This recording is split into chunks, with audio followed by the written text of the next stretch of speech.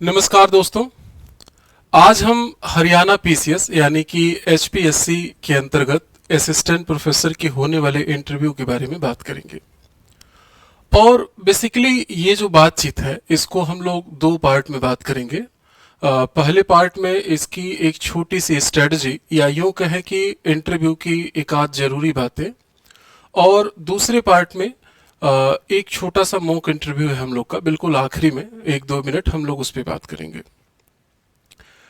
तो इंटरव्यू की स्ट्रेटजी या जरूरी बातों में अगर हम कहें तो आप एक बार सोच करके देखिए कि इंटरव्यू वाले दिन पे, जिस दिन आपका मेन इंटरव्यू है, उस दिन सबसे बड़ी प्रॉब्लम क्या होती है। आप एक बार सोच करके देखेंगे या कैलकुलेट करके, तो जो सबसे बड़ी प्रॉब्लम होती है वो है घबराहट को कैसे खुद पर हावी न होने दे। ये एक बहुत बड़ी चैलेंज होती है। बहुत सारे ऐसे एक्सपीरियंस वाले पर्सन हैं जिन्होंने इंटरव्यू वगैरह दिया है, वो भी उस टाइम पे जब वो कहते हैं कि इंटरव्यू हॉल में जाते हैं, सारे बच्चे जहां बैठे होते हैं, वहां पहुंचने के बाद धीरे धीरे घबराहट कम बढ़ने लगती है। तो आखिर इस घबराहट को हम कैसे मैनेज करें, ये सीधे सीधे कहना ठीक नहीं होगा, इसलिए हम इसको कई 2-3 भागों में तोड़ करके देखते हैं कि जो ये कह सकते हैं कि घबराहट है। Wait please. जो ये घबराहट है या प्रेशर कह सकते हैं, ये किस तरह से होती है और कैसे हम इसका उपाय निकाल सकते हैं। सबसे पहले तो ये होती क्यों है, इसके 3 पार्ट को देखते हैं, क्योंकि उसी में इसका उपाय भी छिपा हुआ है। तो सबसे पहले पार्ट में हम लोग लेते हैं आखिर ये घबराहट क्यों होती है। तो फर्स्ट पार्ट है एक्सपेक्टेशन,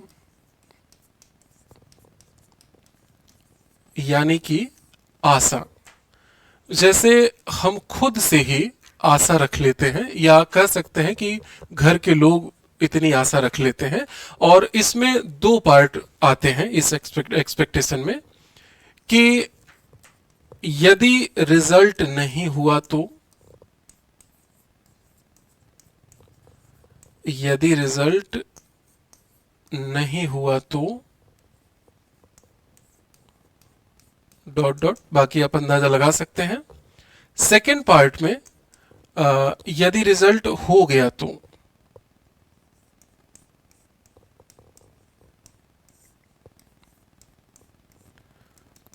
हो गया तो एक देखो, ये आप रोक नहीं पाओगे। फिर 2 पार्ट यहां से निकल के आता है कि आपकी सैलरी पर मंथ इतनी हो जाएगी और लाइफ स्टेबल हो जाएगी या फिर सेट हो जाएगी। ये सब उस दिन काम करता है कि अगर नहीं हुआ तो और हो गया तो। एक तो ये है, अभी हम इसके उपाय पे भी जाएंगे कि कैसे हम इसको दूर कर सकते हैं, ठीक है। सेकंड जो प्रॉब्लम है, घबराहट होने का जो रीजन है, वो है क्या प्रश्न पूछा जाएगा। क्या प्रश्न पूछा जाएगा। जब आप इंटरव्यू में पहुंचेंगे तो क्या क्वेश्चन पूछा जाएगा, ये एक कह सकते हैं कि तनाव की बात होती है। बल्कि आपने देखो अच्छे से पूरे रिटन एग्जाम का सिलेबस प्रिपेयर्ड किया है और आपने क्लियर किया है, तब जाकर के आपको इंटरव्यू में देने का मौका मिला है। और जितने लोग देने जा रहे हैं वो सब लगभग आपके आसपास ही हैं, फिर भी ये परेशानी क्यों है कि आखिर क्या प्रश्न पूछे जाएंगे। दरअसल क्या है कि हम एक दूसरे पैटर्न पे अभी तक प्रिपेयर्ड थे, यानी कि मोस्टली कह सकते हैं कि एमसीक्यू लेवल पे या थोड़ा बहुत रिटन लेवल पे, लेकिन ओरल लेवल पे कभी जरूरत नहीं पड़ी, और इसलिए ये दिक्कत और बढ़ जाती है। स्पेशली क्या होता है कि इस एग्जाम में जो इंटरव्यू है, इसमें क्रॉस क्वेश्चन होने के चांस रहते हैं, यानी कि बचने का कोई उपाय नहीं है। अगर कोई टॉपिक छेड़ा जाता है तो मान के चलिए कि उसके इर्द गिर्द की चीजें पूछ ली जाती हैं। तो इसलिए भी ये तनाव रहता है कि हम इसके अकॉर्डिंग प्रिपेयर्ड हैं कि नहीं, क्योंकि नॉलेज तो है, क्योंकि नॉलेज है तभी आप रिटन एग्जाम पास करके और इंटरव्यू तक पहुंचे हैं। अभी इसके भी सॉल्यूशन पे हम बात करेंगे, पहले तो प्रॉब्लम को समझ लेते हैं। 3 मेन प्रॉब्लम है, आफ्टर दैट हम सॉल्यूशन पे जाएंगे। थर्ड पार्ट है कि इंटरव्यू के ड्यूरेशन में, मतलब कह सकते हैं कि ये सबसे ज्यादा हावी रहता है आपके इंटरव्यू वाले डे पे, कि इंटरव्यू डे पे क्या होता है कि हम एक इमेजिनेशन करने लगते हैं, और वो इमेजिनेशन जैसे कि ठीक ठाक करते हैं कि हम जाएंगे, कोई दिक्कत नहीं, कॉन्फिडेंस में रहेंगे, पूछेंगे वो बता देंगे। तो जब आप उस दिन पहुंचते हैं तो डीबी तक, यानी डॉक्यूमेंट्स वेरिफिकेशन के प्रोसेस वगैरह तक, या कह सकते हैं कि मेंबर आपको जब अलॉट होता है, या फिर जो पर्ची वाली डिसीजन होता है कि किस बोर्ड में जाएंगे, यहां तक ये घबराहट नहीं काम करता है। लेकिन जब आपको बोर्ड में जाने की बारी आती है तो फिर ये घबराहट बढ़ जाती है। यानी कि कह सकते हैं कि इंटरव्यू डे का इमेजिनेशन,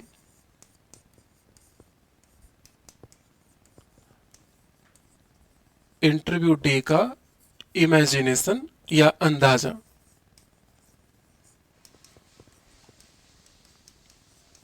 इमेजिनेशन, तो ये हमारा 3 मेन प्रॉब्लम है जिसकी वजह से कह सकते हैं, और भी कई कारण है लेकिन 3 मेन है जिससे हमें घबराहट ज्यादा होती है। एक दो शख्स ऐसे होंगे जिनका एक्सेप्शनल एक आध ऐसी चीजें होंगी जिससे ज्यादा घबराहट होगा, तो आप उसके लिए बात कर सकते हैं, लेकिन फिलहाल अभी हम इस पे बात करेंगे। इन दोनों का मजबूत उपाय है, लेकिन ये एक साइकोलॉजिकल इफेक्ट होता है। पहले इस पे हम बात करते हैं। जैसे यदि रिजल्ट नहीं हुआ तो, और रिजल्ट हो गया तो, ये हम बार बार सोचते हैं इंटरव्यू वाले दिन पे, या उस एक दिन पहले वाली रात पे, कि ज्यादा कि क्या होगा, नहीं हुआ तो क्या होगा, फिर एग्जाम कब आएगी, वैकेंसी, ईटीसी ईटीसी। ये थोड़ा सा मुश्किल है, लेकिन फिर भी आप खुद को यही याद दिलाते रहो कि आप कर क्या पाओगे। आपको जितना करना था वो अब तक आपने कर लिया है, यानी कि खुद को प्रिपेयर्ड कर लिया है। नॉलेज के लेवल पे, पर्सनालिटी के लेवल पे, एक दिन पहले वाली रात तक आप पूरी तरह से फिट हैं। अब कोई ऐसी प्रॉब्लम नहीं है जो कि आपको अलग से करना है। हाँ, माइंड को किसके लिए तैयार करना है कि जो हमारा 10, 12, 20 मिनट जो भी होने वाला है, 10 से 20 मिनट हम लेकर चलते हैं, इस बीच में माइंड को पूरी तरह से एक्टिव रखना है, यानी कि आंख और कान बिल्कुल खुले रखना है, बातों को ध्यान देना है, और बिल्कुल व्यवस्थित कायदे तरीके से अपने आंसर को रखना है, सिस्टमैटिक वे अपने आंसर को रखना है, जिससे कि जो नॉलेज है वो नॉलेज अगर व्यवस्थित हो जाती है तो वो बेस्ट परफॉर्मेंस वहां पे दिखता है। एक तो ये कर सकते हैं, ये साइकोलॉजिकली ही कर सकते हैं, क्योंकि अलग से आप नहीं कर सकते, ठीक है। हाँ, इसमें एक बूस्टअप का काम क्या कर सकता है, ये हम इन दोनों पार्ट पे करेंगे, क्योंकि थोड़ा आधे से ज्यादा उपाय उसका यहां पे निकल जाता है, ठीक है। क्या प्रश्न पूछा जाएगा, इस बात का जो तनाव है हमारे ऊपर, उसको कैसे हम हैंडल कर सकते हैं। तो ओरल आपको प्रिपेयर्ड करना है। अब देखो, ओरल प्रिपेयर्ड करना ये मामूली बात नहीं होती है। Just wait please.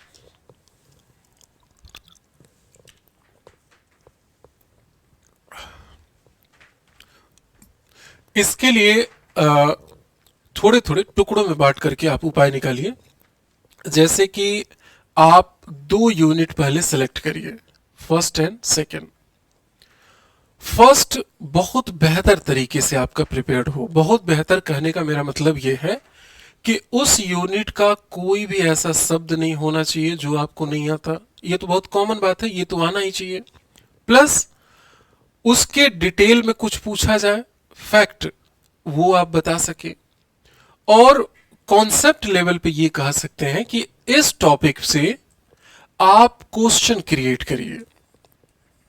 एक दो नहीं, बल्कि जितने बन सकते हैं उतने क्वेश्चन आप क्रिएट करिए कि हाँ, इस टॉपिक से ये भी पूछ सकता है, ये भी पूछ सकता है, इसका ऐसे इफेक्ट हो सकता है, ये क्वेश्चन ऐसे क्रॉस हो सकता है। ऐसा मैं इसलिए कह रहा हूं क्योंकि आपने खुद उस यूनिट को सेलेक्ट किया है, तो फिर वो कितना भी डेप्थ हो सकता है या उस यूनिट से कुछ भी क्वेश्चन पूछा जा सकता है, इसलिए इसकी प्रिपरेशन बहुत बेहतर तरीके से होनी चाहिए। अगर ये प्रिपेयर्ड आपका हो जाता है, मान लीजिए कि कोशिश करें कि 500 क्वेश्चन तक पहुंचने का, ये मुश्किल होता है, लेकिन 5 नहीं तो आप 200 जरूर पहुंचिए, थोड़ा सा इजी हो जाए। एक जैसे कि हमारा एक मॉक इंटरव्यू है, उसमें हम ये कोशिश करते हैं कि सिर्फ मॉक में, यानी कि जब आप ऑफलाइन वाले प्रेजेंट होते हैं, वैसे ऑनलाइन भी, लेकिन ऑफलाइन ज्यादा इफेक्टिव करेगा आपके लिए, उसमें 100+ क्वेश्चन तो इंटरव्यू के ड्यूरेशन में ही हम कोशिश करते हैं कि आपसे पूछ लें। इस बिहाफ पे आप भी बहुत सारे प्रश्नों को क्रिएट कर सकते हैं और पूछ सकते हैं कि सर इसका आंसर क्या होगा, जिससे कि वो कॉन्फिडेंस आपको अच्छे से मिले। इस पर डिटेल अभी हम थर्ड वाले पार्ट पे बात करेंगे, लेकिन आप पहले इसको समझिए कि इससे क्या क्या हम प्रॉब्लम रिलीज कर सकते हैं। ठीक है, क्वेश्चन क्रिएट करिए फर्स्ट, कोई एक यूनिट सेलेक्ट करके। ये कह सकते हैं कि ये लगभग 99% आपका प्रिपेयर्ड होना चाहिए। शायद ही कोई पॉइंट हो जिसके बारे में आप ना जानते हो, मतलब वो आप इमेजिनेशन नहीं किए थे, आ गया बस इंटरव्यू में।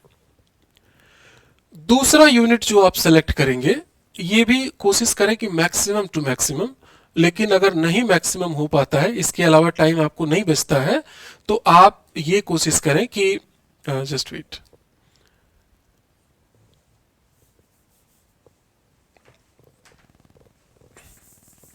आप यहां पर ये कोशिश करें कि 70 to 80% ये टॉपिक हमारा प्रिपेयर्ड रहे, जिससे कि बेहतर तरीके से आप यहां पर परफॉर्मेंस कर सकें। ठीक है, आप थोड़ा सा अंदाजा लगाइए कि ये बात अगर इस वे में जाए तो हम ये भी कर सकते हैं। ये देखिए, बस आप एक बार रास्ता इसको कैच कर लें कि हाँ ऐसे कर सकते हैं, तो और भी रास्ते निकलते हैं। जैसे बहुत सारे लोग इसको लिख करके फिर नहीं अच्छा लग रहा है, फिर लिख करके फिर ऐसे करते हैं। आप चाहें तो हमारे पास भेज भी सकते हैं कि हाँ इसका आंसर सर मैं ये सोच रहा हूं देने के लिए, इसमें क्या हो सकता है। तो इस तरह से आप इसके लिए प्रिपेयर्ड रह सकते हैं। ठीक है, बोर्ड के लिए भी सेम ऐसे 1 या 2 टॉपिक, मतलब एक तो आपका 100% रहे, मतलब 99 पॉइंट समथिंग, और एक जो है 70-80% ऐसे आप प्रिपेयर्ड रखें। ऐसे टुकड़ों में जब ये प्रिपेयर्ड रहेगा तो क्या पूछा जाएगा, इससे आप थोड़ा सा रिलैक्स में आ जाएंगे। तो देखिए 3 पार्ट में हम इसको लेके चलते हैं। एक तो 2 यूनिट आप सेलेक्ट करें, बोर्ड के लिए आप 2 यूनिट सेलेक्ट करें for board, and third part पे आप देखेंगे, मतलब अगले नेक्स्ट पार्ट पे, कि टोटल सिलेबस आपको लगेगा कि फिर बचा क्या। इस सिलेबस का मतलब दूसरा है, मतलब कि सिलेबस में जितना भी लिखा हुआ है उसमें कोई ऐसा वर्ड नहीं होना चाहिए जो ब्लैंक हो। मैं उसके अंदर जाने की बात अभी नहीं कर रहा हूं, समय बचे तो आप जा सकते हैं, लेकिन फिलहाल में कोई ऐसा वर्ड नहीं होना चाहिए जिसके बारे में आप बिल्कुल ब्लैंक हो। ठीक है, अब थोड़ा सा सोच करके देखिए कि जो हमने फर्स्ट रीजन निकाला था घबराहट का, कि एक्सपेक्टेशन रिजल्ट होगा या नहीं होगा एटीसी, और क्या प्रश्न पूछा जाएगा, इसका मुझे लगता है कि आधे के आसपास उपाय इसमें दिख जाएगा, क्योंकि आप कॉन्फिडेंस में दिखेंगे कि इस तरह की बहुत सारी प्रैक्टिस आपने किया है, इसलिए रिजल्ट तो होगा। मुझे लगता है कि रिजल्ट होगा, मतलब आप इंटरनली ऐसा फील करेंगे। सेकंड, क्या पूछेंगे एकदम डिसाइड है, बहुत ही, देखो जब बिल्कुल क्लियर हो ना कि बैड लक होना ही है, तो फिर तो आप उसको स्किप कर दो। लेकिन सब कुछ ठीक ठाक जा रहा है तो आप अंदाजा लगा सकते हैं कि इस टॉपिक से वो मैक्सिमम क्या पूछेंगे और मैक्सिमम मेरे से क्या प्रॉब्लम आ सकती है, तो आप उसको हैंडल करने के लिए मेंटली प्रिपेयर्ड रहेंगे। ठीक है, बिल्कुल थर्ड पार्ट पे आते हैं कि इंटरव्यू डे का इमेजिनेशन। देखो ये जो थर्ड पार्ट है हमारा, ये होता है कि रिटन और इंटरव्यू का जो गैप है ये यही बताता है, क्योंकि आपने एमसीक्यू ढेर सारे किए हैं। जब आप एग्जाम में जाते हैं एमसीक्यू मिलते हैं, वो प्रैक्टिस काम आता है, अंदाजा काम आता है कि किस तरह पढ़ना है, कितनी स्पीड से पढ़ना है, और कैसे हमें एलिमिनेट करना है, फिर टिक करना है, फिर कलर करना है। प्रैक्टिस आपने किया है। डिस्क्रिप्टिव कोई एग्जाम रहता है, उसमें भी आप देखते हैं कि आप ढेर सारा आंसर राइटिंग करते हैं, स्पीड बनाते हैं, 1 मिनट में इतने वर्ड लिखना है, फिर आप एग्जाम देते हैं, फिर अच्छे मार्क्स आते हैं। लेकिन इस तरह की जो प्रैक्टिस है वो सीधे हम तब प्रैक्टिस करते हैं जब रिटन एग्जाम में नाम आ गया और अब इंटरव्यू देने जाना है। यानी एक तो टाइम कम है, ऊपर से बहुत सारे ऐसे पर्सन हैं जो इस तरह की फैसिलिटी तक पहुंच नहीं बना पाते, यानी कि प्रैक्टिस करने का मौका नहीं मिलता, या कह सकते हैं कि इंडिविजुअली किसी से गाइड ले लेते हैं, लेकिन फिर भी इसके आसपास नहीं पहुंच पाते। मतलब ये है, जस्ट वेट, कि यहां क्या है कि एक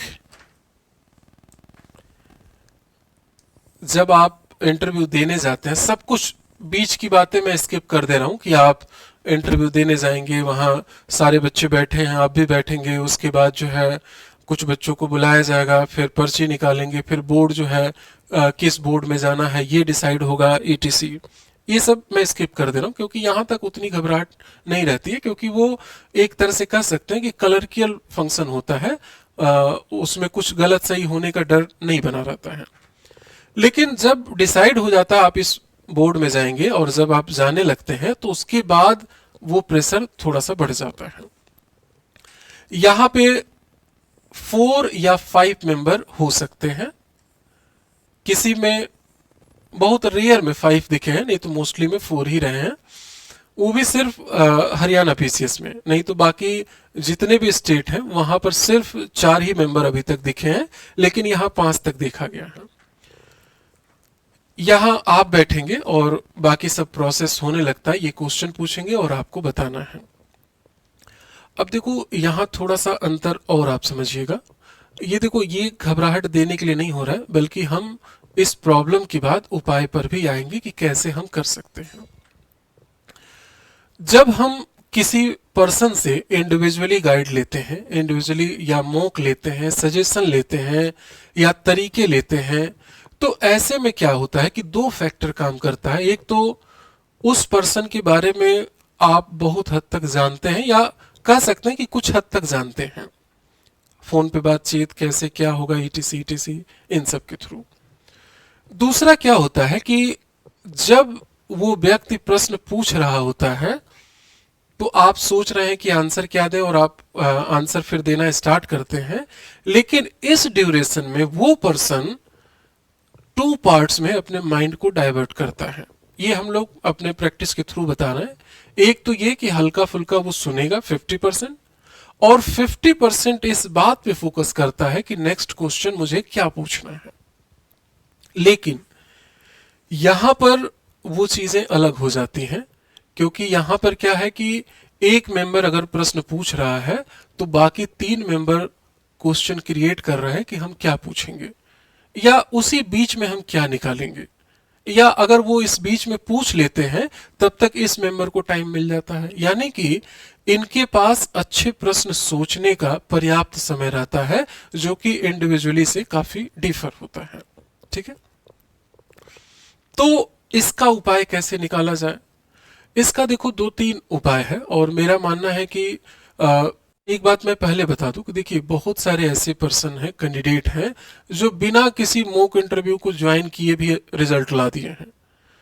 तो ऐसा नहीं है कि कोई ला नहीं सकता, लेकिन उसके पीछे देखो 2-3 लॉजिक ऐड हो चुके हैं। जैसे कि एक तो बड़े अच्छे उनके मार्क्स होते हैं, और इंटरव्यू के मार्क्स बहुत ज्यादा उन्हें प्रभावित नहीं करता है, तो ऐसे में थोड़े बहुत कम मार्क्स आने पे भी उनका सिलेक्शन हो जाता है, फर्स्ट पार्ट।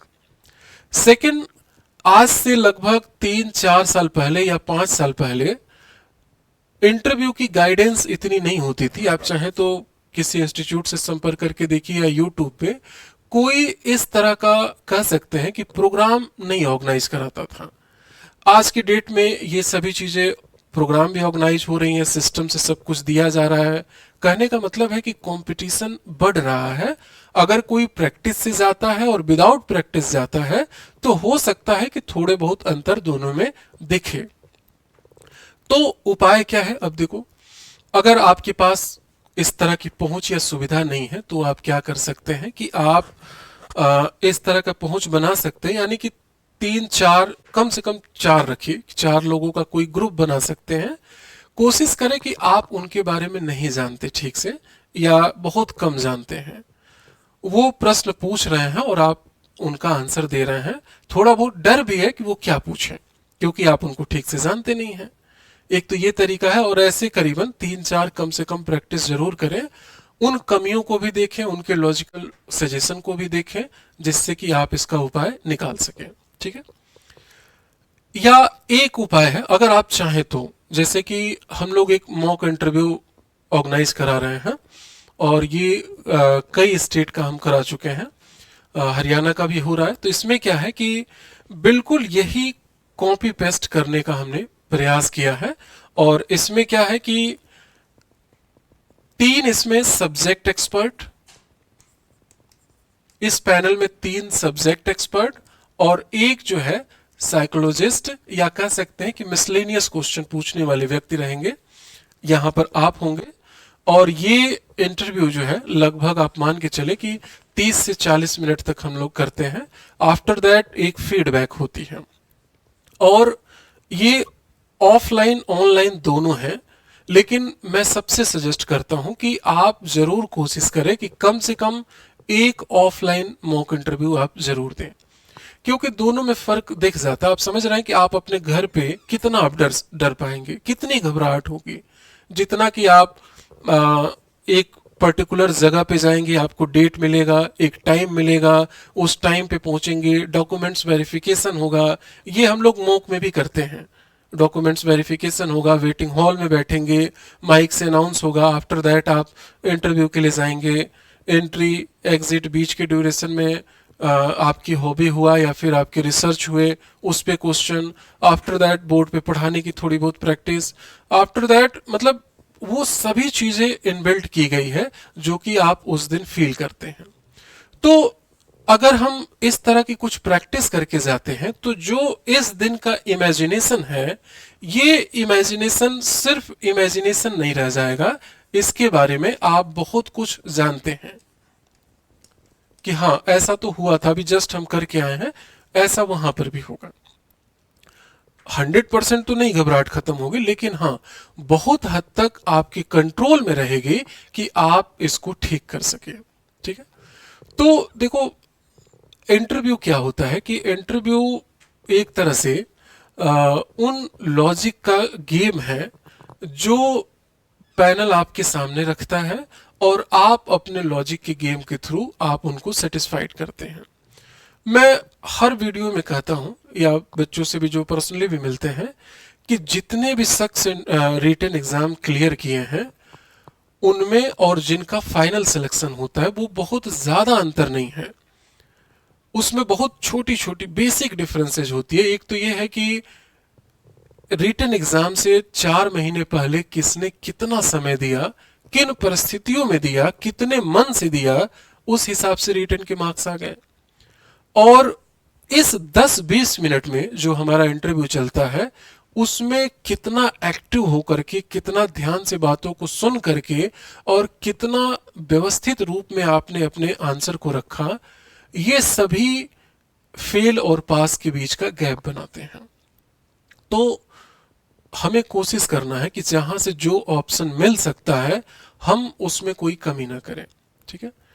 तो आज का डिस्कशन हम लोग यहीं फिनिश करेंगे। अगर कुछ क्वेरी हो, या इससे रिलेटेड या आपके इंटरव्यू से रिलेटेड कुछ गाइड वगैरह की जरूरत हो, कुछ जानना हो, कुछ बताना हो, तो आप दिए गए नंबर पे कॉल कर सकते हैं। थैंक यू सो मच आप सभी का।